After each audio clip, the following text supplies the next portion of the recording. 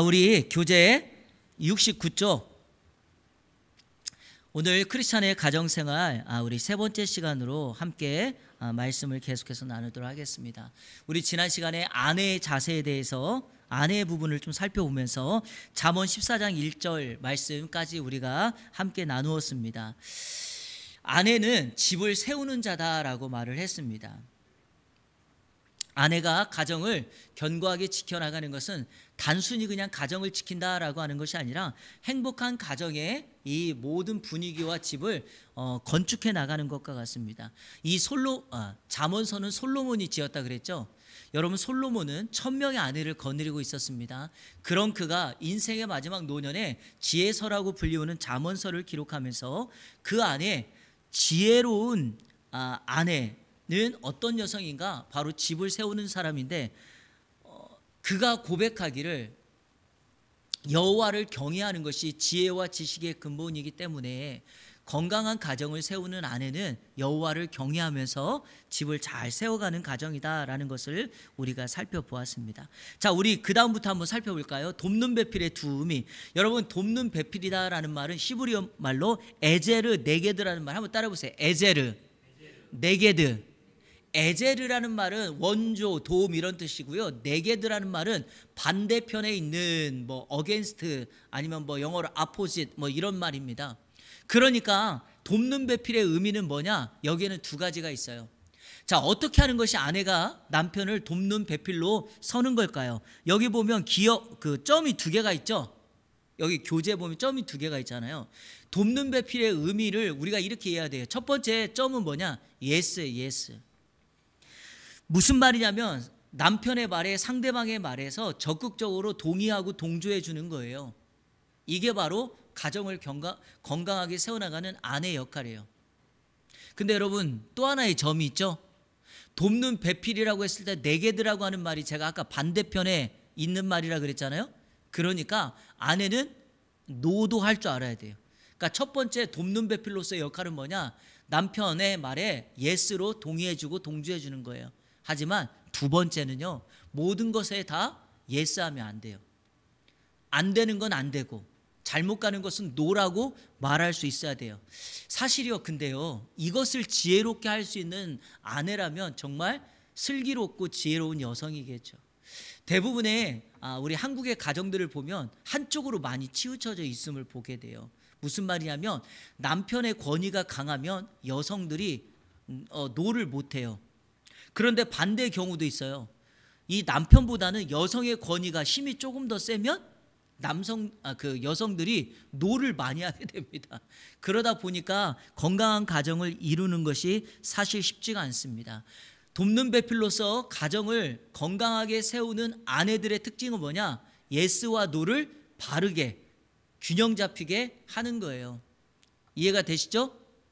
그래서 우리 고래는 칭찬은 고래도 춤추게 한다, 그런 말이 있는 것처럼 남편의 모든 사역과 가정의 삶과 일터에서의 노고를 칭찬해 주면 남편이 견고하게 세워지겠죠. 하지만 그것만 해서는 안 돼요.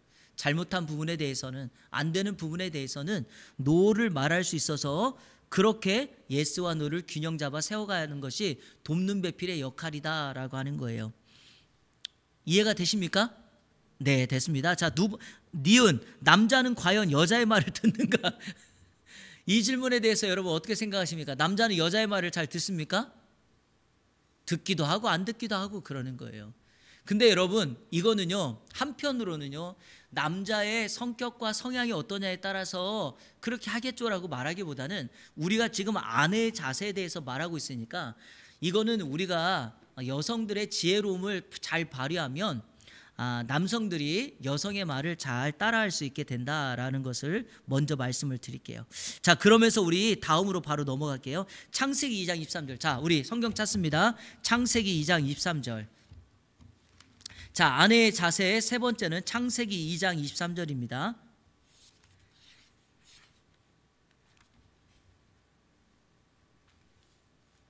자, 같이 읽겠습니다. 시작. 아담이 이르되 이는 내 뼈 중에 뼈요 살 중에 살이라 이것을 남자에게서 취하였은즉 여자라 부르리라 하니라. 아멘. 여자라는 말을 히브리 말로 이샤 그랬는데요. 여러분, 남성이라는 말이 이시예요. 이시. 그러니까 이샤 그러면 방향을 나타내는 전미어를 붙여가지고 남성으로부터 나왔다라고 하는 거예요. 제가 거꾸로 얘기했네요. 죄송합니다. 남성이 이샤고 여성이 이시예요. 그래서 나온 거예요. 남성에서 여성이 나왔다라고 하는 거예요. 근데 여러분, 자기 갈비뼈로 만들어진 여자를 남성이 아담이 처음 보고 했던 말이 이는 내 뼈 중에 뼈 살 중에 살이라. 이 말은 무엇일까요? 나의 전부다라는 거예요. 나의 생명이다라는 거예요. 그러니까 아담이 여자라 불렀다는 말에 담겨진 의미가 뭘까요? 바로 남자의 인생의 완성은 여성에게 달려있다라는 거예요. 그러니까 아내의 자격, 아내의 자세가 뭡니까? 아내는 남편을 원래대로 원 목적에 따라 온전히 완전하게 세워주는 그 역할을 해야 됩니다. 남편의 인생을 통해서만 여성은 완전하게 된다. 이게 여러분 사실 정확한 정의예요. 이 말을 요즘에 페미니스트들이 들으면 저는 아마 손가락질 당할지도 몰라요. 아니 목사님, 요즘 같은 21세기 어떻게 그런 말씀을 하십니까? 남자가 뭐 강하고 크고 여자는 적다는 말입니까? 이렇게 또 이해하면 잘못 설명하는 거예요. 저는 그렇게 말하는 게 아니에요. 하나님은 남성과 여성을 만드셨어요. 남성과 여성은 동등해요. 하지만 남성의 역할, 남자의 역할과 여자의 역할은 똑같아요, 여러분. 제가 지난번 우리 남성 얘기할 때도 뭐라 그랬죠? 여성은 남성에 의해서만 완전하게 되죠? 그렇잖아요. 마찬가지 반대예요. 여성의 삶의 온전함은 어디에 있어요? 남성의 온전함이 있어요. 그러니까 두 개가 같은 원리지 이게 다른 게 없어요. 이 건강한 가정은 이거를 잘 이해하는데 그렇지 못한 가정들은 늘 한편에서 더 많이 해주기를 원하고 더 받기를 원하고 이럴 때 꼭 문제가 발생하는 것 아닙니까? 정확한 말은 남편의 도움 없이는 여성은 완전할 수 없어요. 반대의 말도 마찬가지예요. 여성의 도움 없이는 남성도 완전해질 수 없다라고 하는 것이 가장 바람직한 정의입니다. 그래서 창세기 2장 23절에서 하는 이 말의 고백은 바로 이거예요. 여자의 역할은 뭐예요? 남자를 온전하고 완성시켜주는 것이 여자의 역할이다라고 하는 거예요. 여러분 여기 보면 이름에 대해서 한번 제가 얘기해 볼게요. 23절에 창세기 2장 23절에 아담이 이르되 이는 내 뼈 중에 뼈요 살 중에 살이라 이것을 남자에게서 취하였은지 여자라 부르리라 이렇게 얘기했죠. 남자가 여자라는 이름을 지어줬잖아요. 그렇죠 여러분? 이름을 지어준다는 것은 무슨 의미인지 아세요? 그 대상에 대한 속성을 정확하게 안다는 거예요. 놀라운 사실은 이 남자가 독처하는 것이 혼자 있는 것이 좋지 못하다라는 것을 깨닫게 하기 전에 하나님께서 아담으로 하여금 먼저 하게 하신 일이 있죠. 그게 뭐죠? 짐승과 모든 생명체의 이름을 짓는 거였어요. 자, 호랑이를 이름을 짓는데 호랑이 이름을 어떻게 짓나요? 근데 여러분 이 호랑이 이름 지을 때 호랑이 한 마리만 오는 게 아니라 암수로 왔다는 거예요. 사자의 이름을 지을 때 암수가 같이 온 거예요. 그러니까 아담이 이름을 가만히 짓다 보니까 아니 생명을 갖고 있는 생명체가 다 짝이 있는데 본인만 뭐가 없어요? 짝이 없는 걸 발견하게 한 거예요. 자, 아담이 생명체 이름을 부여했다는 건 그 각자의 속성을 정확하게 알고 있다는 거예요. 남자의 뼈를 통해서 여성을 만들고 이름을 여자라고 했다는 것은 남성이 여성의 속성을 정확하게 아는 거예요. 그런데 그 여자의 속성이 뭐라고요? 남자의 돕는 배필로서 남자를 잘 돕고 세울 때 여성의 삶이 온전하게 된다. 바로 그 의미입니다. 이해되시나요? 네, 자, 네 번째 넘어가겠습니다. 잠언 31장 30절. 자, 우리 찾아보겠습니다. 우리 여성들은요, 이 잠언 31장을 잘 기억하고 있어야 돼요.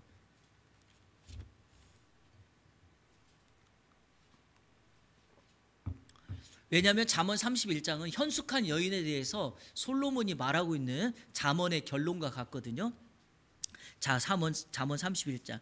그리고 여러분 이 잠언이 31장이잖아요. 그래서 옛날부터 우리 선배 목사님들은 꼭 이렇게 청소년들이나 성도들을 가르쳤죠. 매일 하루에 한 장씩 1일부터 31일까지 요일에 맞춰가지고 뭘 읽어라? 잠언을 읽어라. 그러면 잠언의 지혜가 오늘 나의 지혜가 될 거다라고 이야기했죠. 이런 맥락에서 우리 여성들도 마찬가지라고 생각합니다. 여성들이 결론으로서 현숙한 여인의 삶을 살기 위해서 잠언의 삶을 말씀을 묵상할 때 그 현숙함이 나에게 임할 것이다 라고 하는 것이죠. 자, 우리 잠언 31장 30절 30절 다 같이 읽겠습니다. 시작.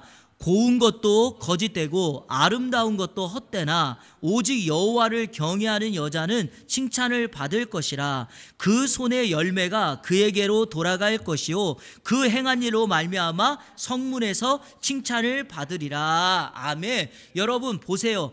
고운 것도 거짓되고 아름다운 것도 헛되대요. 이게 무슨 말일까요? 많이 가진 것, 아름다운 미모, 외적인 미, 모든 것들 다 헛되대요. 그런데 뭐만 여러분 헛되지 않아요? 오직 여호와를 경외하는 여자는 칭찬을 받는다. 이것만 남는다는 거예요. 이것을 아셔야 합니다. 사랑하는 아내들, 사랑하는 여성들, 우리가요 꼭 정말 하나님 앞에서 한 가지만 한다면 외적 아름다움보다 하나님을 경외하는 이 일이 가장 우선시 되어야 돼요. 여성의 진정한 매력이 어디 있는가? 오늘 말씀을 근거로 본다면 하나님을 잘 경외하고 섬기는 여성이 진짜 매력이 있는 거예요. 여러분 이런 사람에게 사람들이 끌리고 매력을 발견하게 된다는 거예요. 자, 그렇게 되는 여호와를 경외하는 여성들은요. 자, 31절 보세요. 그 손의 열매가 누구에게 돌아간다? 그에게로 돌아간다. 여러분 보세요. 씨앗을 내가 심었고 곡식을 내가 심었는데 가을에 내가 추수를 못한다. 이것처럼 허망한 일이 어디 있습니까? 자, 그런데 내가 심고 내가 뿌린 것에 대한 열매를 내가 맺는다면 그 하나님의 복이죠. 여호와를 경외하는 여성에게 가정에 대한 열매를 하나님이 이렇게 주신다는 거예요. 기도하면서 자녀들을 양육하고 가정을 돌보는 여호와를 경외하는 여성에게 하나님이 여러분 헛되게 하시겠습니까? 결코 그럴 수 없다. 자, 또 하나, 그 행한 일로 말미암아 성문에서 칭찬을 받으리라. 반드시 행위에 열매를 맺고 결과를 얻게 된다라는 것이죠. 저는 여기 계신 우리 이 안의 모든 성도님들 그리고 여성분들에게 오늘 이 잠언 31장에 현숙한 여인이 칭찬받고 인정받았던 그 결과대로 여러분에게 임하기를 축복합니다.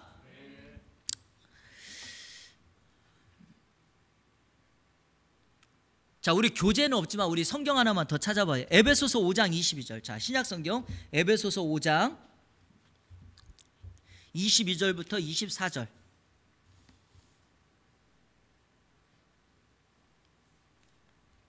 아내와 남편에 대한 얘기를 에베소서에서 하고 있죠. 자, 에베소서 5장 22절부터 24절 같이 한번 읽어볼까요? 시작. 아내들이여 자기 남편에게 복종하기를 죽게 하듯 하라. 이는 남편이 아내의 머리됨이 그리스도께서 교회의 머리됨과 같음이니 그가 바로 몸의 구주시니라. 그러므로 교회가 그리스도에게 하듯 아내들도 범사에 자기 남편에게 복종할지니라. 아멘. 지난번에 한번 제가 설명을 했던 구절이지만 이것을 다섯 번째로 놓고 아내의 자세 가운데 하나는 뭐냐? 아내들은 남편에게 복종해야 된다. 그런데 어떻게 복종해요?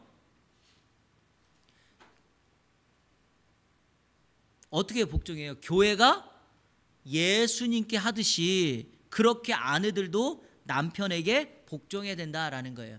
자, 그런데 또 이 말만 들으면 또 기분 상해요. 왜 목사님 성경은 여성이 남편에게는 복종하라고 했고 남성은 여성을 사랑하라고 했나요? 불공평하지 않나요? 라고 말하지만 여러분 이렇게 이해하시면 성경을 잘못 해석하는 거예요. 무슨 말이냐면 남편이 아내를 사랑하는 것은 어떻게 사랑하는 걸까요?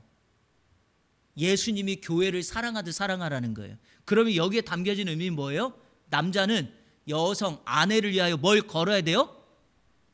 생명을 거는 거예요.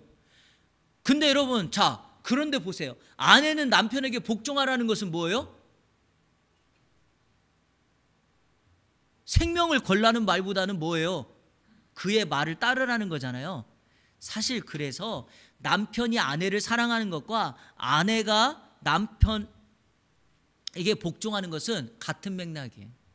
그래서 사랑하라는 말과 복종하라는 말은 동등의 원리지, 이거를 나눠 가지고 아이고 남편은 좋겠네, 여자를 막 자기 발 밑에 두고 복종하듯이 이렇게 성경을 해석하면 여러분 성경을 정말 잘못 해석하는 거예요. 그 얘기가 아니라 남편이 아내를 생명을 다하여 사랑하는 것처럼 여성들은 남편을 복종함으로 사랑해 주라, 이런 표현인 것이죠. 자, 이런 똑같은 원리를 제가 우리 다음에도 나오지만 지금 먼저 한번 제가 설명해 보도록 할게요. 자, 우리 에베소서 6장 1절부터 3절까지 한번 읽어볼게요.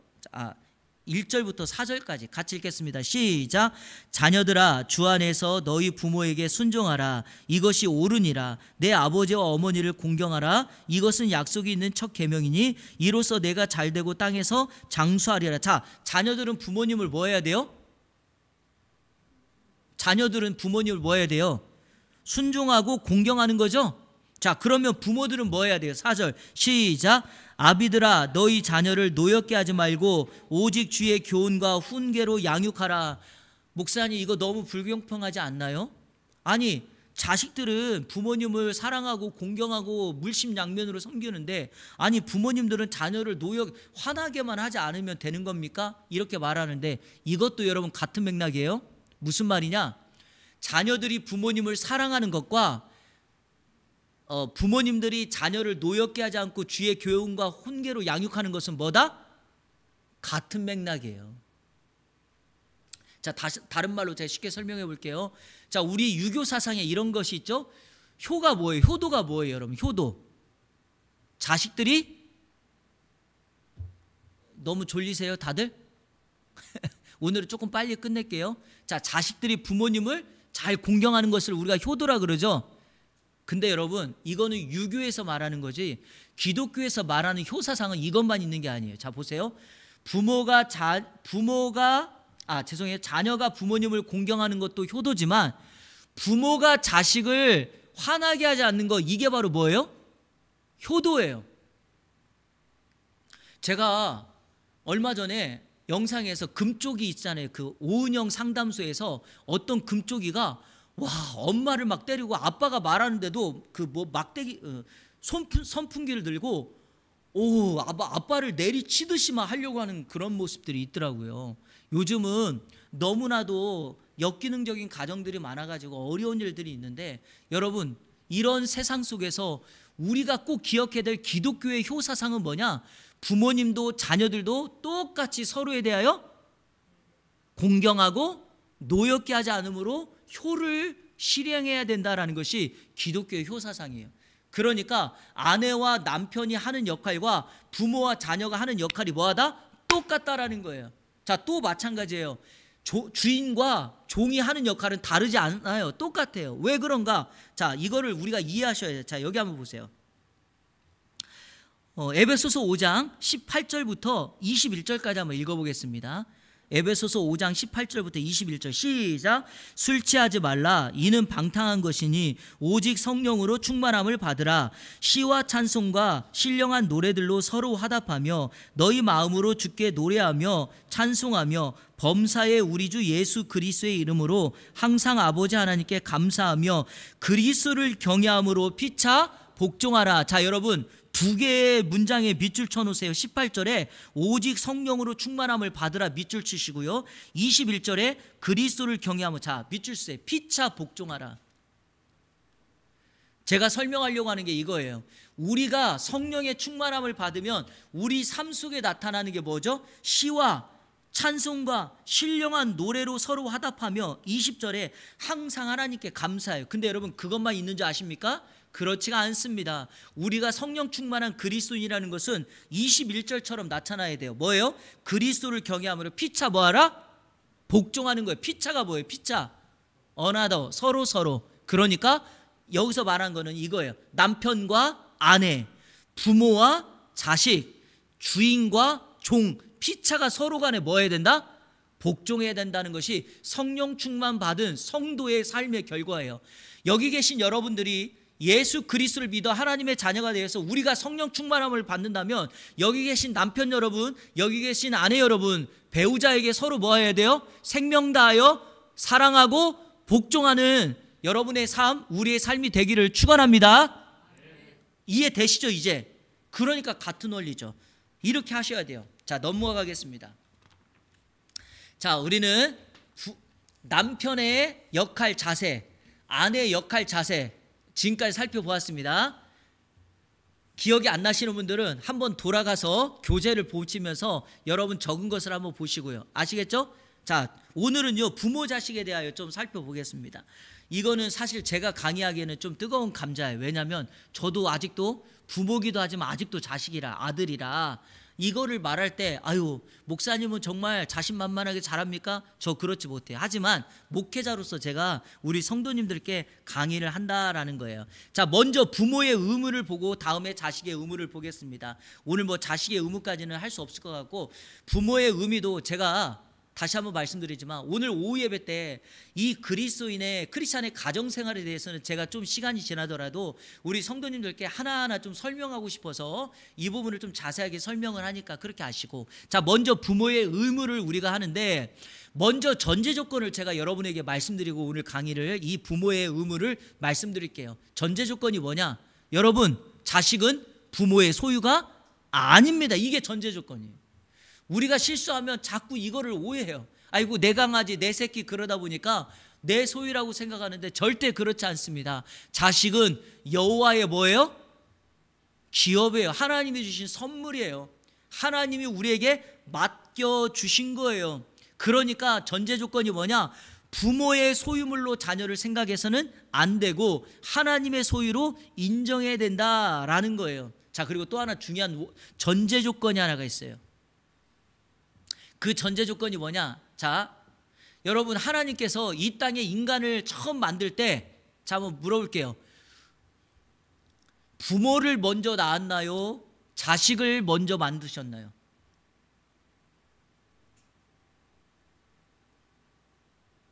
부모를 먼저 지으셨어요. 이해되시죠? 그리고 아담과 하와가 뭐 한 거예요? 자식을 낳은 거예요. 그러니까 여러분, 뭐가 먼저예요? 부모가 먼저예요. 그러니까 이 전제 조건이 뭐냐?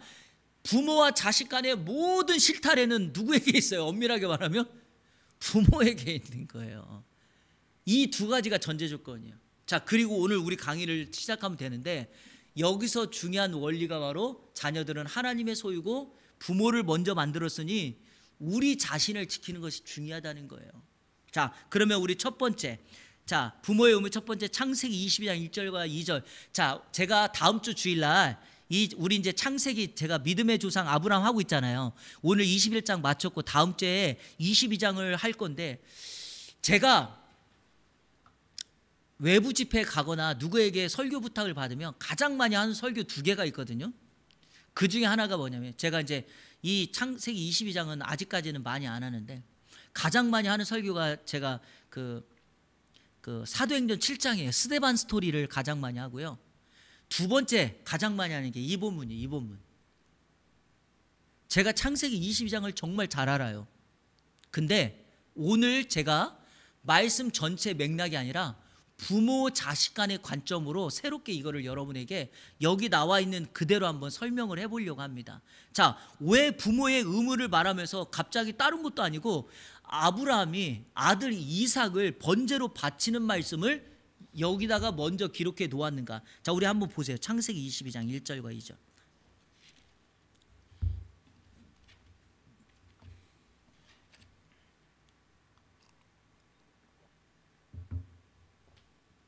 창세기 22장 1절 2절 같이 읽을까요? 시작. 그 일 후에 하나님이 아브라함을 시험하시려고 그를 부르시되 아브라함아 하시니 그가 이르되 내가 여기 있나이다. 여호와께서 이르시되, 자, 밑줄 그으세요. 밑줄. 내 아들 내 사랑하는 독자 이삭을 데리고 모리아 땅으로 가서 내가 내게 일러준 한 산 거기서 그를 번제로 드리라. 여러분, 번제가 뭐예요? 짐승을 번제로 드린다는 말이 맞죠? 그 짐승을 죽인 다음에 껍질을 벗기고 각을 떠서 피를 다 빼고 하나님 앞에 불태워 드리는 제사예요. 그러니까 하나님이 아브라함의 아들 독자 이삭을 뭐 하라는 거예요? 죽이라는 거예요, 여러분.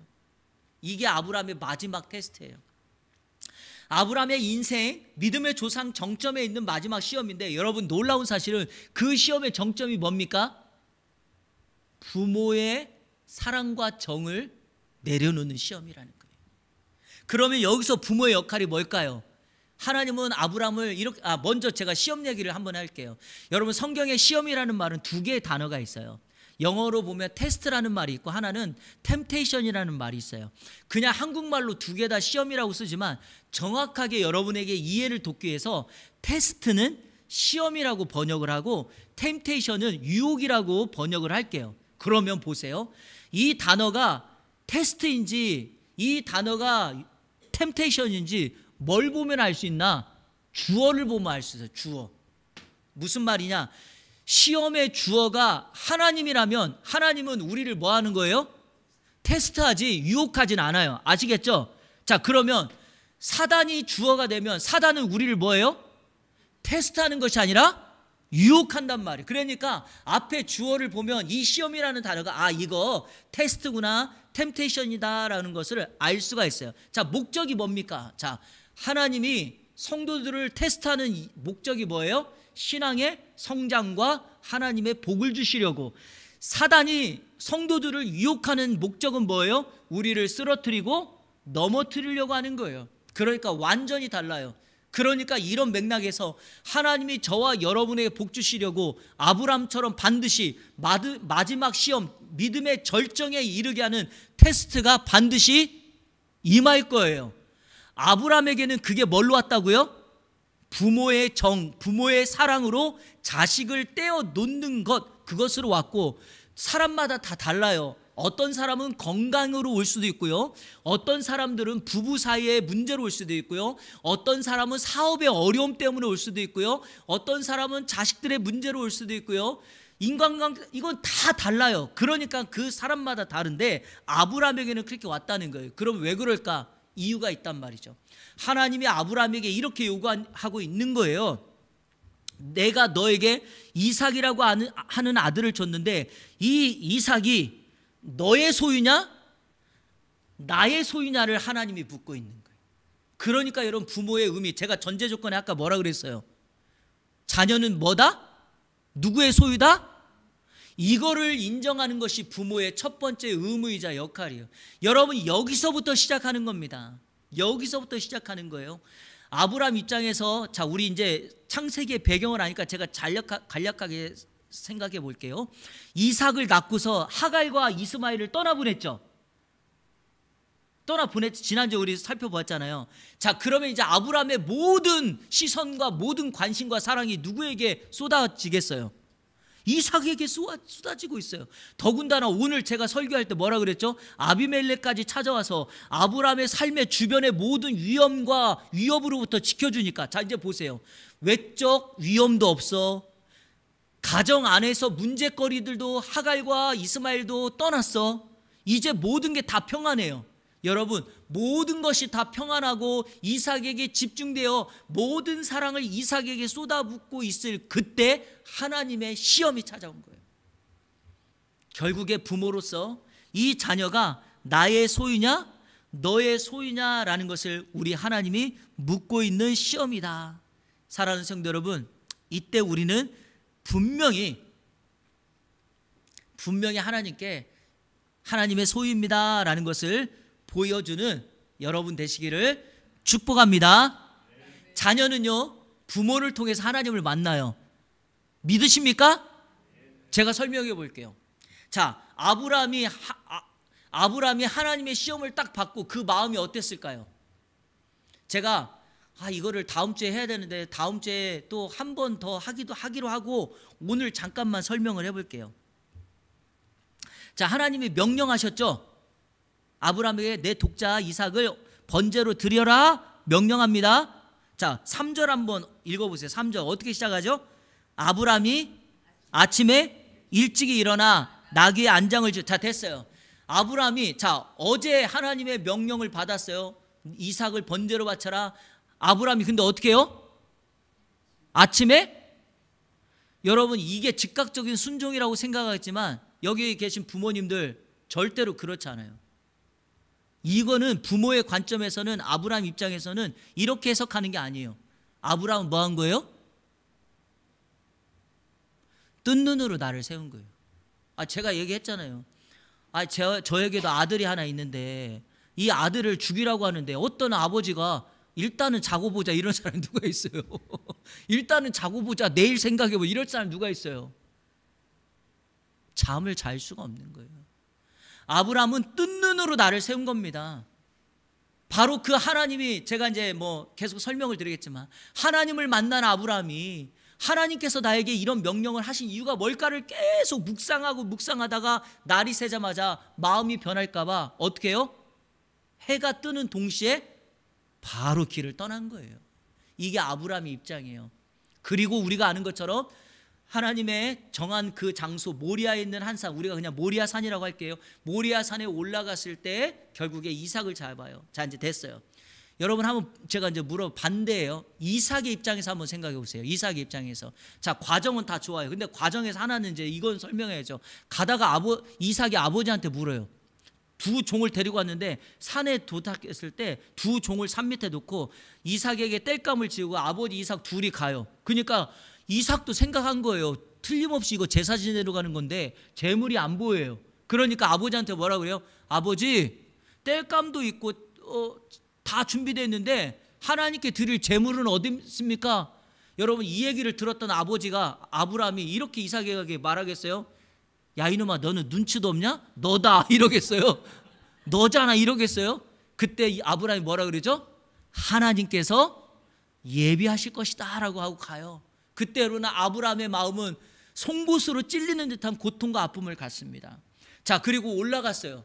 그리고 올라가서 제단을 정리를 하고 수축한 다음에 갑자기 아브라함이 어떻게 하죠?